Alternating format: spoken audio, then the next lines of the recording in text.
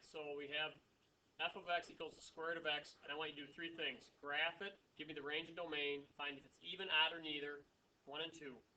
And then the hard problem, which you might need help on, number 3. I want you to do the limit as h approaches 0 of this function, which, as we talked about yesterday, this is a new name. We're going to call it the derivative. We're going to do the derivative today. Yes. So everybody, the first one, this is a parent function, all right, a mother function. It's not shifted, so we're unshifted mother function. Here it is, square root of x. There's the sketch. It goes from 0 to infinity. The range goes 0 to infinity. This is in our notes. This is something, especially Albany and Monticello, you guys really have to know this. Now, also, having an understanding that even and odd mirrors. Even odd mirrors first to third quadrant. If this was odd, it would look like this. It doesn't look like that. If it was even, it would look like this. It doesn't look like that. So this is neither. And remember, even root functions, 1/2 is an even number, or half the bottom is. It's neither. X to the third is odd. X to the fifth, 1/5 power is odd because they do mirror. It's a domain issue. So this is neither. Okay, this is neither. All right. And then I said, hey, Billy Ray, find me the derivative is what we're going to call this. So the first thing you have to do is actually just put a plus h and a in to the limit. You guys, and again, this is function notation stuff right there. Yeah, for 1 through 3, right? Yep. So everybody, there it is, and obviously you can't stick 0 in because it makes the denominator 0. I can't expand it. All right? I can't, do anything with it. So there's nothing to graph. So you can't expand it, you can't factor it. So the next thing we always try is the conjugate, which in this case is the top. And something cool happens. And we would expect something cool to happen because we've talked about this. We expect the h in the bottom to be able to go away, as long as it's a function. And I come back up to the original problem up here, and a root function is a function. It passes the vertical line test. It is continuous in its domain. The limit and the value of the function are the same. So somehow this limit has to become a derivative. We have to be able to simplify it. So I multiply by the conjugate. And the big thing about the conjugate, everybody, is that if you take a plus b times a minus b, if you multiply conjugates, you get the difference of 2 squares. Right? A plus b times a minus b is a squared minus b squared. Just basic, and again, algebra 1. Keeps coming back to haunt us. So when I multiply these, I don't have to do the outside and the inside. I just have to do the first and last, right? And if I do that, I get a plus h minus a. All over, and don't multiply the bottom out. Never multiply the bottom out. Always leave it as factors. If we do that, what happens to the a's? They go away. And what's h divided by h? Last time I checked, that is 1. And then when you plug 0 in, I'm going to rewrite so it really sticks out, okay? You really don't have to rewrite this. Yeah, if h goes to 0, I think it becomes square root of a plus square root of a. Whoops, and I left out the plus sign, didn't I? Guys, what's square root of a plus square root of a? 2 square roots of a. So this limit equals 1 over 2 square roots of a. And I just found the derivative. And the best thing about this is I just developed an equation, 1 over 2 square roots of a, that will give me the slope at any value of a along the curve in its domain. So if you want the derivative at what's your favorite ugly number today? 7 is ugly. Great. I want the derivative of the function f of x equals square root of x at x equals 7. So we've done the work already. That means we're going to let a equal 7, and we know our function is 1 over 2 times the square root of a. The rate of change, the slope at that 0.7, the instantaneous rate of change, the slope at that point, is 1 over 2 times the square root of 7. How's that for ugly? Of course, this is America. America. Can't leave a radical in the basement. We need to rationalize. So our final answer would be square root of 7 over 14. And that is the slope of the tangent line at 7.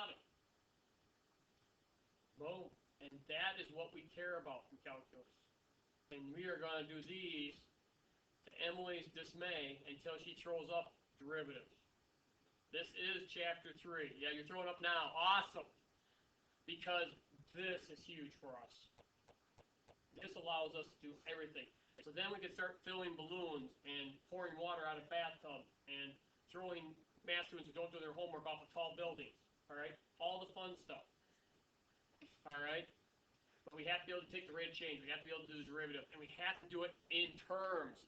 Everybody, if I told you to do this equation all the way back up here and I told you to make A7, this problem would get very ugly to carry that number along. In fact, I would argue it's uglier with a number in there for A versus using the variable A. All right. Yes. Oh, yes, there is homework. Just 3 problems. Just 3 problems. They're all evens, though. So that makes it 6 problems because I don't help you until you tell me you tried 7, 11, and 17. So this is different from the assignment you told me last week for this week? This is for the week from Friday. This is not due till the 9th of. This is due 10/9. No. 10/16. This is due 10/16. This is due 10/16. Okay, thank you. Yep. Sorry. You want this week's? This week's.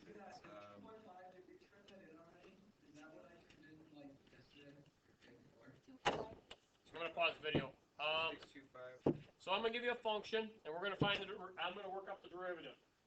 I'm gonna tell you that there's a function t, f of t, that is 1 over 1 plus t. All right. And let's pretend that gives us the equation of position, and t is time in seconds.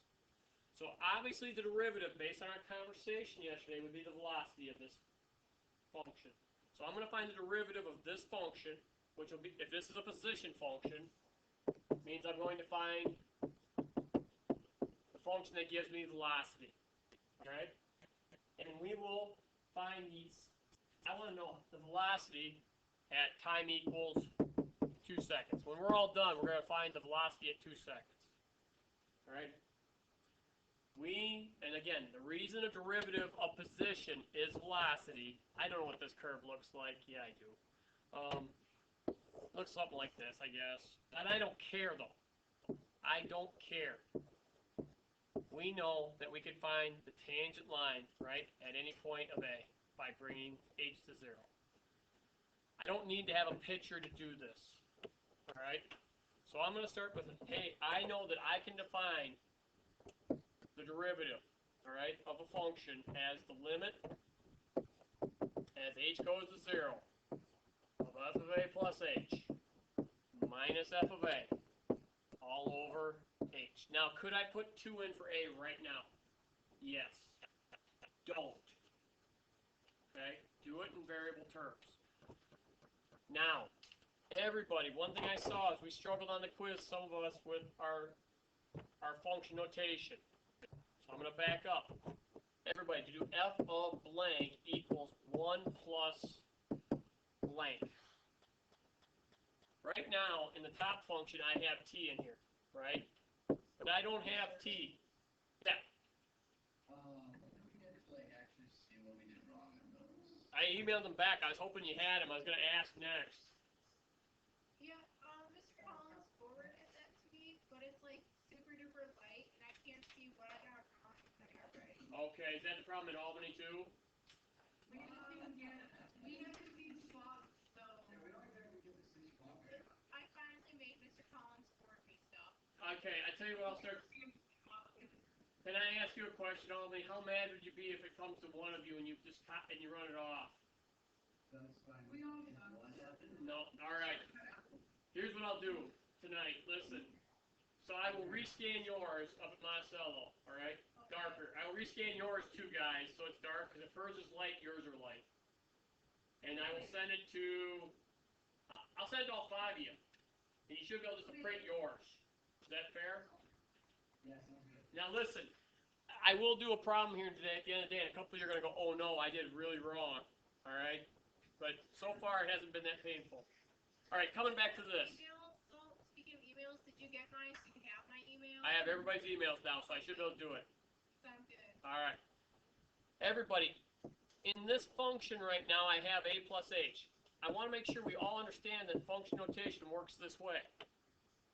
So when I do the limit here,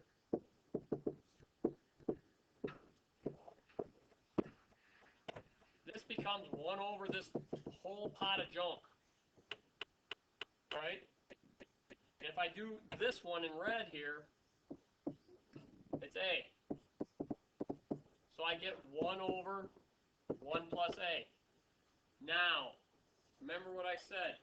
First thing we do is we expand or simplify, then factor. This has to be expanded. Guys, we have to get to a single term in the numerator now.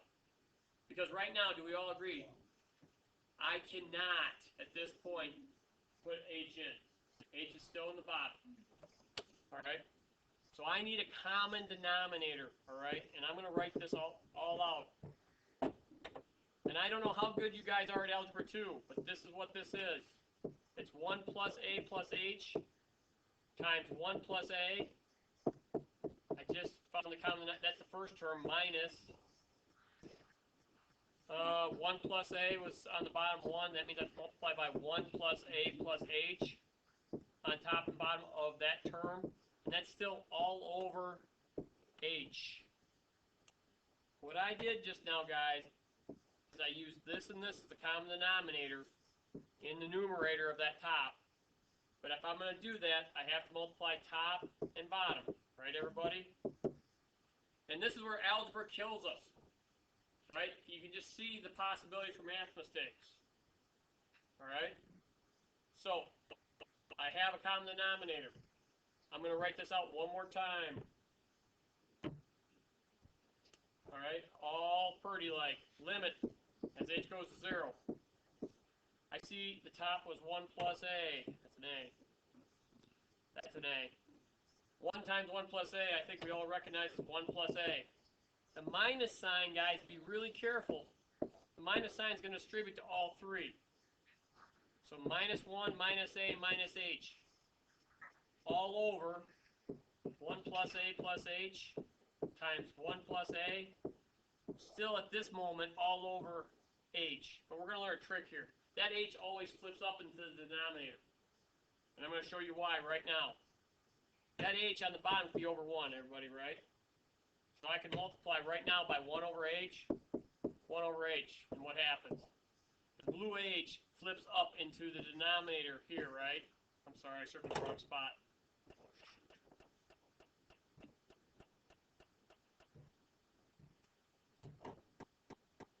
One over h on the bottom, 1 over h on the top. I'll put it over here.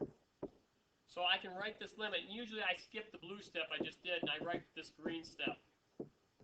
I write 1 plus a minus 1 minus a minus h all over. I immediately flip the h up into the bottom denominator because it always happens, right? Because it's always 1 over h. But I do this if I've done it correctly. You'll notice, yeah, everything that doesn't have an h cancels. So I have a factor of h on the bottom. I have a negative 1 times h in the top. And again, just so I can show it, a lot of times as we get better at this, I'm not going to write this out this many times. My hand's starting to hurt. What happens, though, you get to this point, what happens? When we look at this, I can take the h to 0 now. And what do I get? I get 1 plus a times 1 plus a. Guys, it's negative 1 over the quantity, 1 plus a squared. Now, I'm going to show you the entire page because it's a crap pot of work. There it is. But now, for any value of a in the domain, I can tell you the slope of the tangent line. All right? So if I asked immediately at the very beginning, what's the velocity at 2? The derivative here is going to give me that speed. So at a equals 2, I think it's negative 1 1 over quantity 1 plus 2 squared, 3 squared. How about negative 1/9 meters per second? If that's a position function on meters and seconds, that's the units. If I wanted to do time equals, say, 3, I would just put A equals 3. Yeah, it's negative 1/16, right? If I wanted A to be 10, I could do that, right? Negative 1 over 121. All right? Here's the thing you should realize. The speed is getting smaller and it's always negative, isn't it? And the reason why, let's talk about that as we think about this. Now, again, you guys can see dual page, I hope. Remember when I sketched the graph? Let's make sure we can tie this all together. When I sketched the graph, first of all, time usually doesn't start at 0. So you plug in 1 in the function, and 1 was 1, or 1 was a half. The function looks like this, getting closer to 0. If you look at this, any tangent line, anywhere along, see how it's just always negative and it's getting shallower and shallower. I mean, at 10, time 10, negative 1 over 121, that's a really shallow negative line. It's almost 0, because you're approaching 0 on this line. If I was to graph it all the way out, the function itself looks like something like this. But remember, the domain of time starts at time equals 0. So again, it makes sense. The picture, the graph, the tangent line, it all ties together. Now, this takes practice. I gotta believe a few of you have your heads swimming at this moment about the whole idea of the tangent line. But what I'm saying is that 2, right here, the slope of that yellow line would be negative 1/9. Down 1 over 9. All right, almost horizontal, slightly negative. All right? All right. And again, we're finding tangent lines. We're doing derivatives. So, if, now, I'm also getting tired of not having any symbols and saying the word derivative. Are you guys getting tired of saying derivative? I am. So I want a symbol for derivative. All right. So let's do a book problem. I'm going to pull one from the book. Well, let's do an easy one to learn on.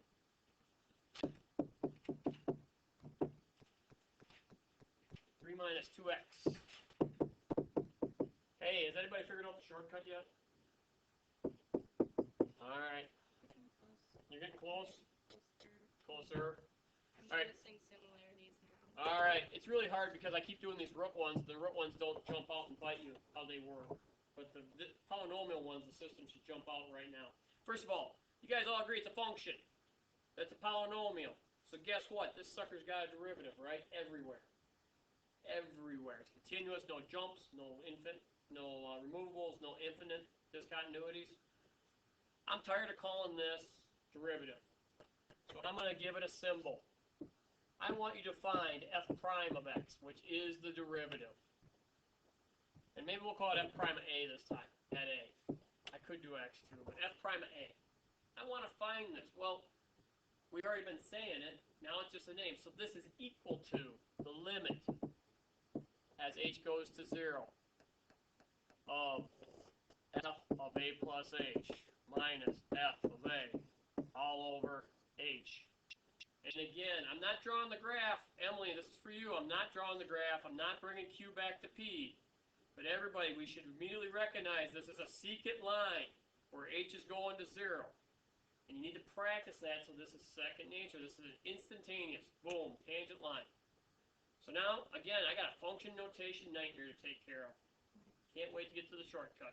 All right, the one thing you can do, you don't have to write f prime of a every time. You can just write the equal. So I got to go limit as h goes to 0. All right, I put a plus h in. I get this. Minus, and I always go in parentheses so I don't screw up f of a. 3 minus 2a plus 4a squared all over h. All right. And one of my tricks, personally, as we get good at this, you guys at this point, if you haven't memorized yet, you're going to end up memorizing pretty quickly a binomial squared and probably a binomial cubed. All right. But it's that. So I can picture that happening inside here so I can distribute. So my next step on my paper I write, after I put that note above it, is this. 3 3 minus 2a minus 2h plus 4a squared plus 8ah plus 4h squared. Then I distribute negative 3 plus 2a minus 4a squared all over h. And what do we know at this point? I know I've said it 1,000 times. If I've done my math right, everything will cancel. Oh, happy day. I have 3 terms left, and they all got h. Awesome. I will cancel the h here in a different color, but I'm not going to do another line. H, that h, and one of those. So my limit becomes, as h goes to 0, negative 2 plus 8a plus 4h. Well, what do we know? 4h goes to 0. So what is our function f prime of a? F prime of a is negative 2 plus 8a. And that will give me, if I go entire page, boom, the green function at the top, all right, is a parabola, right? And the black function at the bottom is its derivative, and it will tell me the slope of the tangent line at any given point. And in between is a whole lot of algebra. You guys agree? A whole bunch of functions, a whole lot of algebra. All right? So, yeah, I see the wheels turning about the shortcut. Now, the awesome part is, what's your favorite point on that parabola? Don't care? Could I find the slope at, let's skip right from doing slope. Could I find the equation of the tangent line at,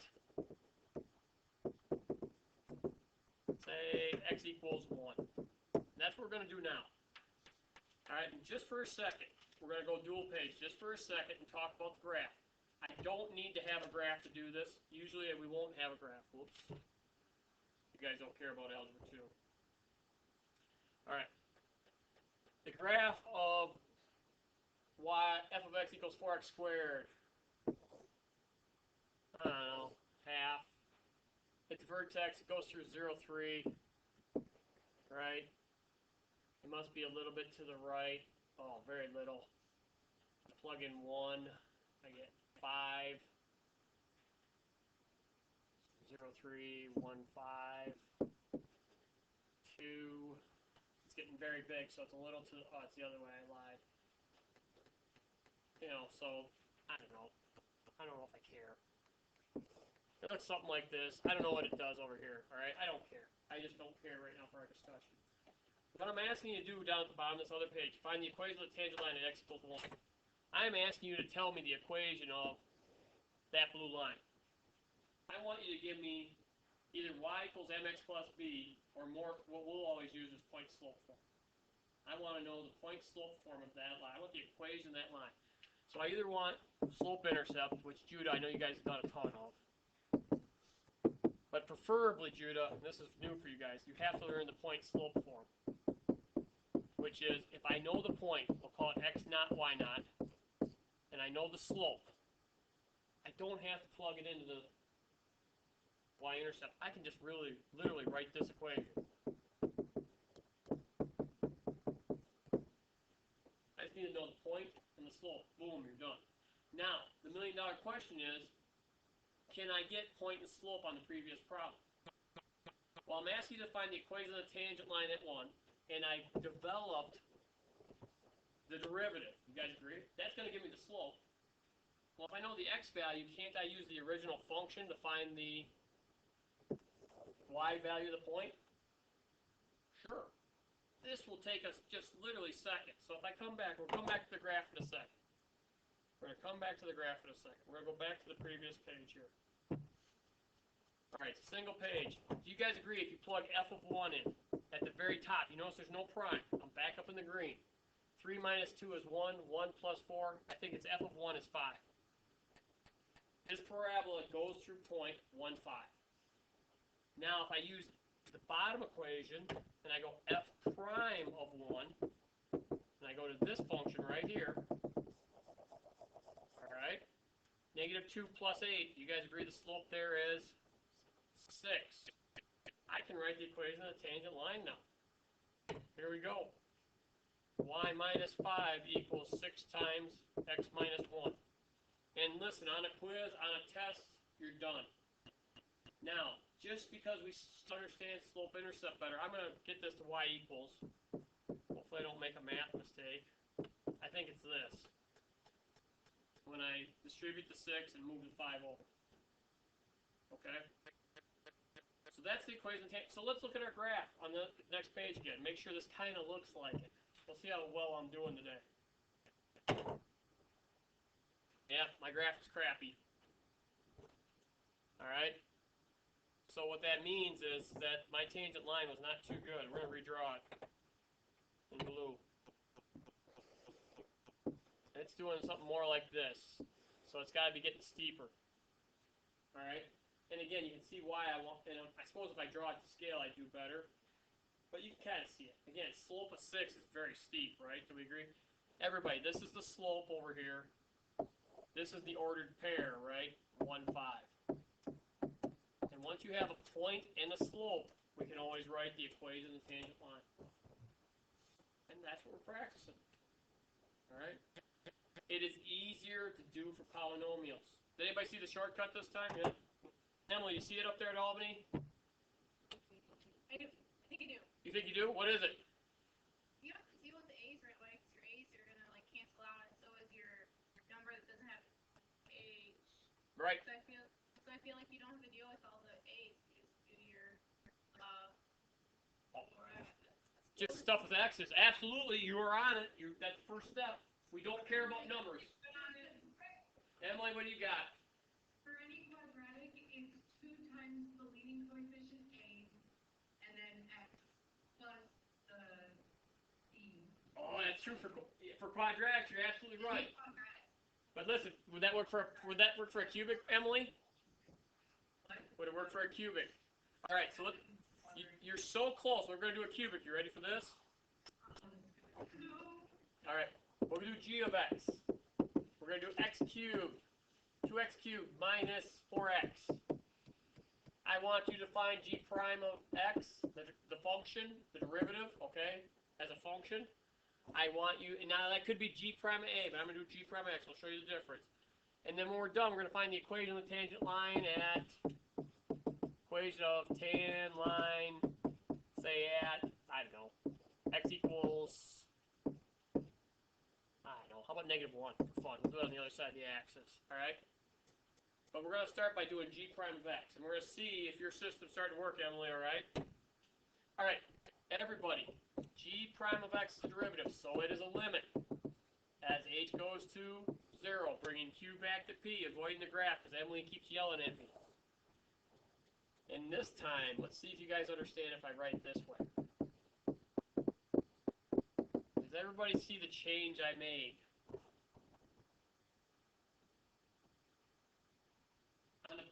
Yeah, Cole, you got that? You think?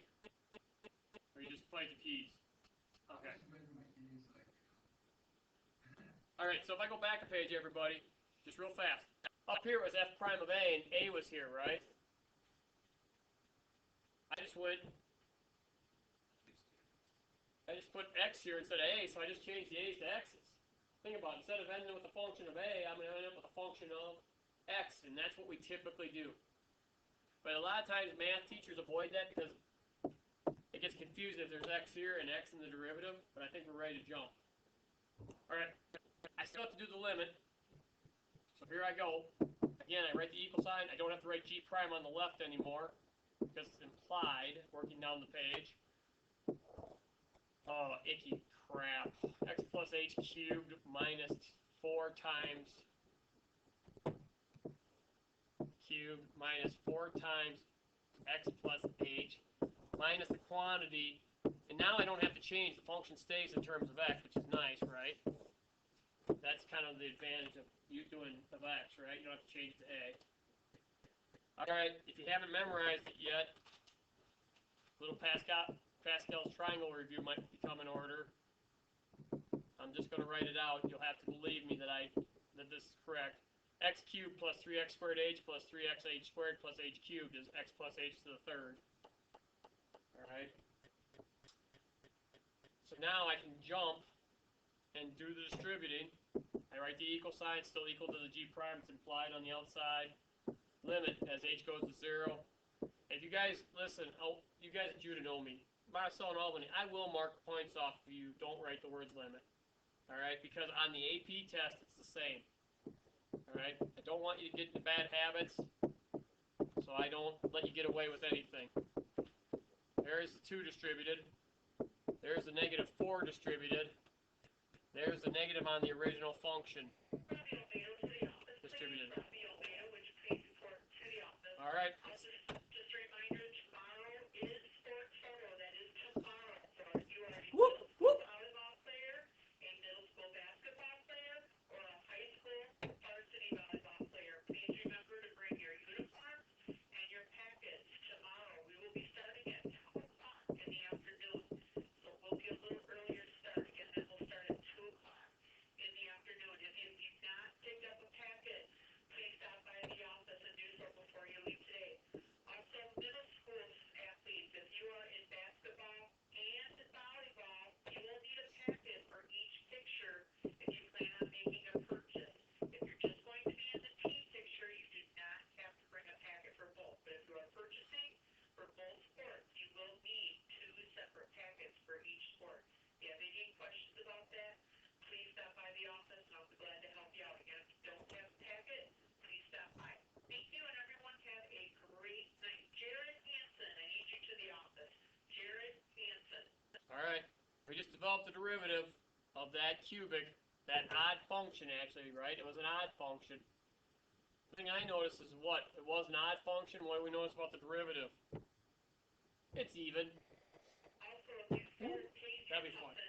for the New York trip, you need to pick those up tomorrow night, right after school. So please make arrangements to have those picked up, because we cannot have room to store all the extra. Again, you need to make arrangements to pick up your pups, The H these little cancels. students, tomorrow night, right after school. Thank you.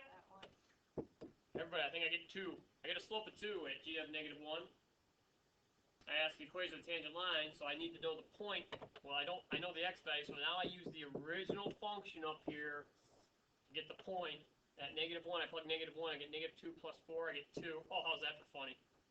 That's probably a bad example for me to pick. I made it up on the fly. The slope and the x. So now I have a slope of 2. I have a coordinate of negative 1, 2. Equation of the tangent line. Y minus 2 equals 2 times x plus 1. That's the equation of the tangent line. And now the question is, Emily, you were so close on quadratics. Calista, same thing. Yeah, no, listen, I'm not teaching it tomorrow because we haven't done any of the hard functions yet. Listen, this is easy because, guys, the last 2 are polynomials. Think about every time I do a root function, you're going to have to multiply by the conjugate. Think about every time I do a big rational function, what are you going to have to do? Oh my gosh, you're going to have to find a common denominator, right, and flip everything to the top. Guys, we're going to do so much algebra and expansion over the next couple of days, our hands are going to ache. So starting tomorrow, we'll come in and I'll have a problem on the board for you to try to take the derivative of. Okay, that's where we're going to start tomorrow. All right? I would say good luck, Albany, but you're playing us tonight. So...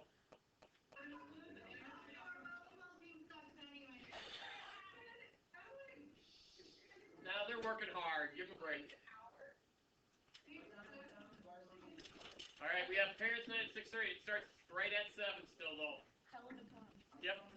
You coming? Come on down, Tyler. Or Cole. It's Tyler, right? Watch for your It's Tyler. fellow calculus. All right. Come on down. You'll see me kind of stand on the sideline and pretend I actually do stuff. All right? Not really. All right. Have a good night, guys. We'll practice tomorrow. Don't get freaked yet, okay? I don't understand that slope for the speed function if you said we have to go. Yeah, I know. You guys are going to have to listen, accept that it works. Okay. Write it down and memorize it. It's on cons. It's on con. That's a great way to do it. Go do just practice them. Listen, I can prove it to you, but the proof is not enough. Okay. Trust Prove me. it to me. Listen, the reason I teach slow base is to make work for your whole life. You just memorize and accept this one for one. Oh shoot, I'm still recording it there.